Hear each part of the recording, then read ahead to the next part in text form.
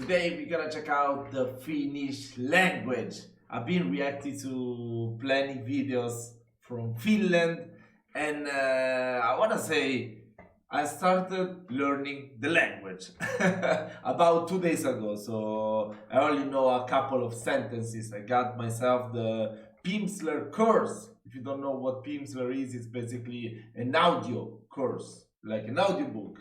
It will take you from throughout some phrases that are of common use. At first you will not understand anything, and then it will work you through repetition. So yeah, it's pretty cool. It's pretty cool. I mean, you will not become fluent in a language with that, but you will get a perspective of how the language sounds, how to greet people, common words. It's pretty cool. And of course I've also used Duolingo, but I'm still, I don't know. I'm still lacking the motivation of starting to learn the language through with a book. Going to buy a grammar book or whatever. So I wanna see how is structured the language in this video. I read that it's pretty difficult, especially the grammar. So yeah, that's not something I like. I do not enjoy grammar at all. But yeah, it's a challenge. I love to be in a challenge. I love to be challenged. So without any further ado, let's just check out the video. Hey Paul, when are you going to finish?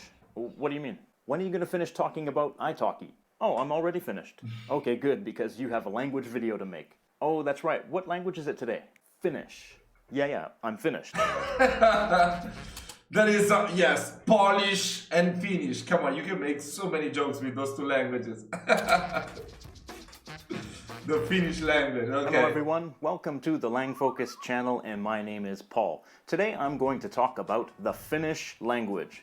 As you probably know, Finnish is the majority language spoken in Finland. It has about 5.4 million native speakers, with 4.9 million of them living in Finland, which is about 90% of the population of Finland. It's one of the two official languages of Finland, along with Swedish, which is spoken by about 5% of the population. And there are also Finnish-speaking minorities across the border in Russia, in Norway, and in Sweden. You may have seen my video on the North Germanic languages. It's this one right here. And you might remember that I want to make more reactions to languages. I do love learning languages and to learn the etymology and everything that is behind it, even the cultural traits and all specifically that. Excluded Finnish from that video. That's because even though Finland is a Nordic country with geographic and historical connections to Scandinavia, the Finnish language is not a North... Oh my god, I hate this fucking computer. I'm sorry guys.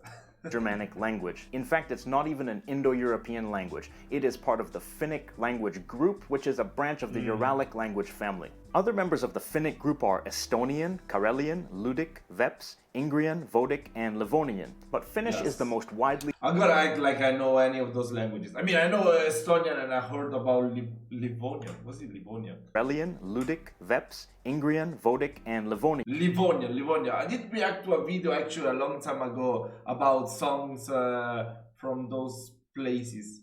I think not places, from those songs like Livonian, Estonian, Finnish, Uralic languages. Yes, Uralic languages. Yeah, it was pretty cool actually. I'm gonna leave it at the end of the video so you can watch it. It was a long time ago, that video. But Finnish is the most widely spoken language in the Finnic language group. All the Finnic languages developed from Proto-Finnic, which was spoken around 3,000 years ago. Damn. The first stage was early Proto-Finnic. Then during the middle Proto-Finnic period, some changes took place in that language, and it split into two. Proto-Samic, the ancestor of the Samic languages, and late Proto-Finnic, which ultimately became the most recent ancestor of all the Finnic languages. It's worth noting that Finnish contains a significant number of Germanic loanwords, some of them which are clearly ancient in origin. For example, kuningas, which means king, duoli, which means chair, and it comes from the same root as stool, and koulu, which means school. From words like these, we can see that the ancient Finns had extensive contact with Germanic peoples. Late Proto-Finnic diverged into three dialects: Eastern Proto-Finnic, Northern Proto-Finnic, and Southern Proto-Finnic. These three dialects of late Proto-Finnic mixed with each other, and the resulting mixes of influences developed into the dialects that make up the Finnish language. Around the 12th century and 13th century CE, Sweden conquered Finland and made it a province of their country, and for the next few hundred years, Swedish was the language of administration. And during this time, Middle Low German was the lingua franca of commerce in the area, and Latin was the language of religion. Swedish and Middle Low German left an additional Germanic influence on Finnish, which during that time was strictly a language of daily communication. Finnish did not really become a written language until the 16th century when a Finnish bishop named Mikael Agricola created the first comprehensive writing system for the language. He based that system on the orthography of German, Swedish, and Latin, and it still forms the basis of the Finnish writing system today, although there have been changes since then. In 1809, Russia seized Finland from Sweden in a war and made it an autonomous state as part of the Russian Empire. The official language and the language of the elite remained Swedish, but Finnish national feeling and a desire to make the Finnish language dominant began to increase. In 1835, these feelings were amplified by the publication of Kalevala, a work of epic poetry written by Elias Lönnrot, with stories from Karelian and Finnish folklore and mythology. Lönnrot also played an important role in the development of Standard Finnish. In 1863, Finnish became an official language in Finland alongside the Swedish language, and they both remain official languages today. And with a new sense of national identity emerging, Finland eventually gained independence from Russia in 1917. Before Standard Finnish was created, the Finnish language consisted of a number of dialects that could be roughly divided into Eastern and Western dialects. The Western dialects are the ones upon which Standard Finnish was largely based. From what I understand, these days the dialects mostly consist of differences in accent. But outside of Finland, there are a few interesting dialects that are officially considered to be different languages, even though they are intelligible with Standard Finnish. This includes the Karelian language in Russia, meänkieli, which is spoken by a Finnish minority in Sweden, and Kven, which is spoken by a minority in Norway. So what is the Finnish language like? Well, it shares some features with the other members of the Finnic language group. Some of those features are no grammatical gender. There is no distinction between masculine, feminine, or neuter. Not even in the personal pronouns. Han means both he and she. And interestingly, Finland was one of the first countries to grant women the right to vote, and it was one of the first to have a female president. So maybe gender equality is just built into the language and way of thinking. That was you never know. That was Next, no articles. Articles are the words like a or the. Wow, really? English speakers often wonder. I guess Russian too, right? Russian too is the same, no articles. How you can communicate without those articles, but the context usually provides enough meaning that you don't actually need the articles. Next, Finnish has some prepositions.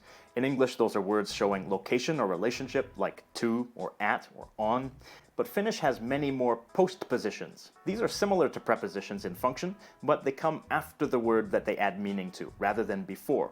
Here's an example sentence with the postposition. Tori on kaupungin keskellä. This sentence means the market is in the center of town. Tori means market. On is similar to is. Kaupungi is town. The N at the end of kaupungi is the genitive case, showing possession. And then after kaupungin, we have keskellä, which is the postposition, which means in the middle. So it's a postposition because it comes after the noun kaupungi. Next, lots of grammatical cases. 15 to be precise. That means that nouns, personal pronouns, and adjectives have 15 different forms depending on their function in the sentence. We can't look at all 15 right now, but let's look at an example. Finnish has the accusative case, which marks a direct object. Now I want to check out how many there are in Italian, how many grammatical cases. Come on, to compare it. I'm really so bad with grammar, so yeah, I will be surprised. Let me check. Grammatical cases, Italian. I want to see how many. Grammatical cases in Italian. How many grammatical cases does Italian have? Let's check it out. Pronouns show 3 cases. Wait, it's not. Okay, here it says we have 3. English has 2. Damn, that is unbelievable. 15. Oh my god. But what if I speak just like shit, like without using the right cases? Will people still be able to understand me? Come on, that if I want to learn a language, I just want to be understood, to be able to communicate with people. I don't give a shit like become the the new, I don't know, a professor or like fluent in a language that people would think that I'm a native. I don't give a shit about that. So yeah, just let me know if I can be understood. That's what if I travel to Finland, I want to speak the language, make friends. That's all I care about. And that's common in lots of languages. It can be shown with an N at the end of the word, or it can be shown with nothing, just left blank at the end of the word. But there is also something called the partitive case. This also marks a direct object if the object is only part of a whole, or if the action is incomplete, or if the action is negative. Syötkö kalan? This sentence means, will you eat the fish? Should means you eat. K is a question marker. Kala is fish. Yeah, I did learn that. That you use ko when you make a question. Like I learned with the Pimsleur course, like olette ko Amerikaliner, something like that. Olette ko, you always add the ko when you make a question. Yeah. Yeah, I mean, in Chinese, I do speak some Chinese. In Chinese, they do the same. So yeah, I understand. And the N at the end of kala is the accusative case, showing that the action will be completed and that the whole fish will be eaten. Syötkö kalaa? Means, do you eat fish? So again, should it's exactly like Chinese. Is the question marker. Kala is fish, and the a at the end of kala is the partitive case, which shows that there's no completed action. There's no completed action because there's no specific fish being eaten. This is just a general question. Next, you may have noticed in the above example sentences that the present tense and future tense are the same. That's right. Yeah, I mean, this is like in Italian too, if you say hai mangiato, devi mangiare. It's kind of like that. Yeah, it's always changed. Yeah. Yes, it will take some time. But I'm still not scared of the language. I still want to learn. There is no future tense, but the future can be indicated in a couple of ways. When you see a present tense verb with an accusative case object, like this, that indicates the future because it shows that the action will be complete at some point. When you see a present tense verb with the partitive case, like this, that indicates present tense because the action is not a completed action, so it must be happening now. The future can also be clarified with a time expression. Here's an example demonstrating that there is no future tense in Finnish. Luen. This means I read. Luen huomenna. This means I will read tomorrow. Huomenna means tomorrow. And that time expression is what indicates that this action will take place in the future. Next, there are a lot of long words in Finnish because of agglutination and because of compound words. Finnish is an agglutinative language, meaning that words can be formed by attaching together pieces that add meaning to the word, without those pieces changing. Wow. You just attach them together. In English, we might use separate words like conjunctions and prepositions, but in Finnish, special endings can be added to a word stem. Here's an example starting with the word for house. Talo, talossa, taloissa, taloissani, taloissanikin.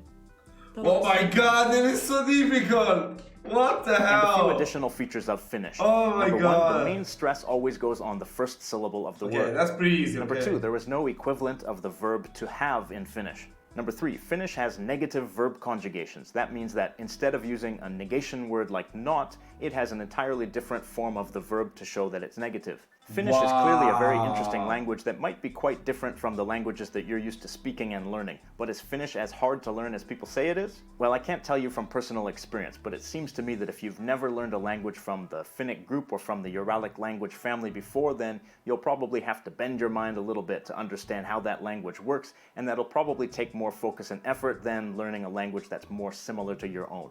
But as is always the case, your passion for any language or culture will carry you through the challenges of learning that language. So if you're fascinated by Finnish, you really should go for it.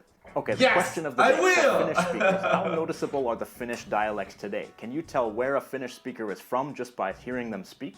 And a different question for people who've studied Finnish. How challenging is Finnish to learn? Did you find it quite tough or did you just find it different? Let us know in the comments down below. Thanks again to all my Patreon supporters for your Really nice video. Challenge accepted. I'm gonna try to learn Finnish. Tomorrow I'm gonna search for a Finnish book to begin this journey. Come on.